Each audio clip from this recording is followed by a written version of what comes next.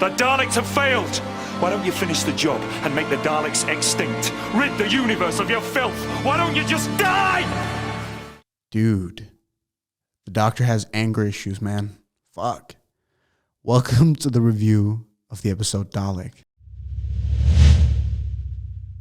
Yes, that's right, everybody. Welcome, ladies and gentlemen. My name is Michael Novak. Welcome to Doctor Who Is My Life. Today, we will be reviewing the episode Dalek from 2005. Now, as is tradition on the Doctor Who Is My Life channel, we will start this review with a short recap. The Doctor and Rose land in an undercover base half a mile underground in Utah, America, 2012. The Doctor is responding to a signal that's been beamed out crying for help. They discover a huge collection of extraterrestrial artifacts, and whilst admiring them, they are surrounded by soldiers aiming at them with guns. We are then introduced to Henry Van Statten, an extremely wealthy businessman unofficially credited for owning the internet. He owns this underground base where he collects alien artifacts mainly to scavenge them. His latest possession is kept sealed in behind chains, the only artifact alive. We see the creature being tortured by Simmons, one of Van Statten's employees. Next, we're introduced to Adam Mitchell, a child prodigy working for Van Statten as an extraterrestrial purchaser. He offers Rose a tour of the facility while the Doctor and Van Statten go down to visit the creature that's been signaling the Doctor for help. We quickly find out that the creature is in fact a Dalek, once a mighty evil race whose only purpose is to rid the world of anyone and everyone who isn't a Dalek. The Daleks have been destroyed, however, in the Time War together with the Time Lords. The Dalek in Van Statten's vaults is therefore the last of its species. The Doctor orders it to die and banishes it to hell before trying to destroy the Dalek himself. Van Statten's team, however, interferes and traps the Doctor in another cell. While all this is going on, Rose has been flirting with Adam, who then brings her down to the Dalek cell so that Rose can take a look at it. Rose proceeds to talk to the Dalek, and she touches it with her hand out of empathy. This causes the Dalek to wake up and regenerate. It breaks free of the chains and kills Simmons before escaping the cell and downloading the internet in order to acquire all information in the world. The Dalek then continues to chase after Rose and Adam while killing everyone who gets in its way. The Doctor and Van Statten agree to close down the vaults in order to trap the Dalek. Rose and Adam are running towards the exit of the vaults to get out before it's shut down. Adam makes it out in the last second, however Rose gets trapped. The Doctor curses out Van Statten and is angered because he thinks the Dalek has killed Rose. However, it turns out that the Dalek can't kill Rose and therefore uses her to threaten the Doctor into opening the doors to let it escape. The Dalek and Rose head up to the top floor and the Dalek shoots open a hole in the ceiling, allowing sunlight to get in. In the meantime, the Doctor has armored up and runs up to shoot the Dalek. Rose, however, stands in his way, denying him access. We find out that the Dalek has not only regenerated after Rose touched it, it has begun to mutate into something new. A cross between a Dalek and a human. This is a death sentence for a Dalek, however, viewing it as a curse instead of a new beginning. Rose has allowed the Dalek to feel human emotions, which drives it insane. The conclusion is that Rose orders the Dalek to kill itself after the Dalek demands instructions from her. The Dalek is destroyed, Van Statten is banished from the facility, his memory is wiped, and the vaults are shut down. Rose and the Doctor leave the base to travel on into new adventures, but Rose convinces the Doctor to allow Adam to join them as the episode ends.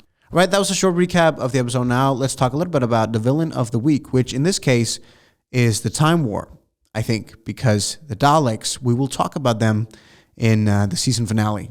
Don't worry about that. But for now, let's talk a little bit about the Time War. The Time War was an ancient war between the Daleks and the Time Lords that lasted at least 400 years. Neither of the species survived, and they managed to destroy a lot of other species in the process. The Doctor fought in the Time War but lost. He escaped at the last minute, knowing that he would be the only survivor. Later in the 50th anniversary special, we find out, however, that the Doctor has actually managed to save the Time Lords by capturing them in a time loop hidden inside a Time Lord painting that's bigger on the inside. The 50th anniversary special also introduced us to the War Doctor played by John Hurt. He regenerates into the 9th Doctor, and immediately after, we are introduced to him in the episode Rose. However, because of the Doctor interfering with his own timeline to save the Time Lords, he has no recollection of saving them, and therefore is filled with anger when we first meet him. Alright, let's get into my review of this episode. My favorite scene in this episode is the Doctor's angry monologue directed towards the Dalek, where he orders it to die and says it should just basically go to hell. You can feel the fury in his voice, and it just gives me goosebumps. Your race is dead. You all burn, all of you. 10 million ships on fire. The entire Dalek race wiped out in 1 second. I watched it happen. I made it happen. However, my least favorite scene of this episode is definitely the one where the Doctor loses his shit after thinking that the Dalek has killed Rose, because apparently it doesn't matter that the Dalek has already killed hundreds of people so far in this episode, but killing Rose? That's crossing the line. It was the prize of my collection. Your collection? Well, was it worth it? Worth all those men's deaths? Worth Rose? Mankind goes into space to explore, to be part of something great. You just want to drag the stars down and stick them underground underneath tons of sand and dirt and label them. You're about as far from the stars as you can get. Now let's talk a little bit about the Doctor's anger. I feel like an alternative title to this episode could have been The Fury of a Time Lord. This episode actually kind of reminded me of the episode The Waters on Mars from 2009 with David Tennant. The Doctor carries a lot of anger and a lot of rage with him, I feel like.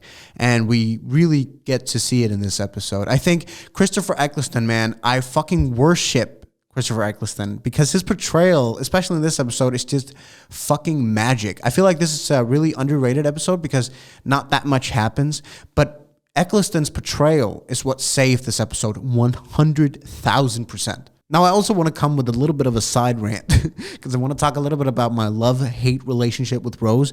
Now, I really disliked Rose in this episode. I really did. The way that she keeps flirting with Adam and just, I mean, I don't know, man. I like Rose as a companion, but in this episode, she's horrible. And this is kind of why I have a love-hate relationship with Rose, is because in some episodes, Rose is actually my favorite part, my favorite character. But in other episodes, she's my least favorite character and the character that I hate the most. And in this episode, she uses the majority of this episode just flirting with Adam. She touches the Dalek, and that's all she does in this episode. Now, let's talk a little bit about Van Statten, Corey Johnson, and Diane Goddard, Anna Louise Plowman. Corey Johnson really portrays Van Statten well. Besides the Doctor, obviously, he was my favorite character in this episode. I really like the way that Corey portrays Van Statten as this evil, sort of douchey, egotistical maniac. I also kind of like Diane Goddard. I hope I'm pronouncing that the right way, but I kind of liked her, but in another sense, I really didn't, because she kind of reminds me of a Stephen Moffat female companion. A Stephen Moffat female companion, as we all know, is one-dimensional. They all look the same, they all sound the same, they're all trying to establish their authority, but it backfires every single time.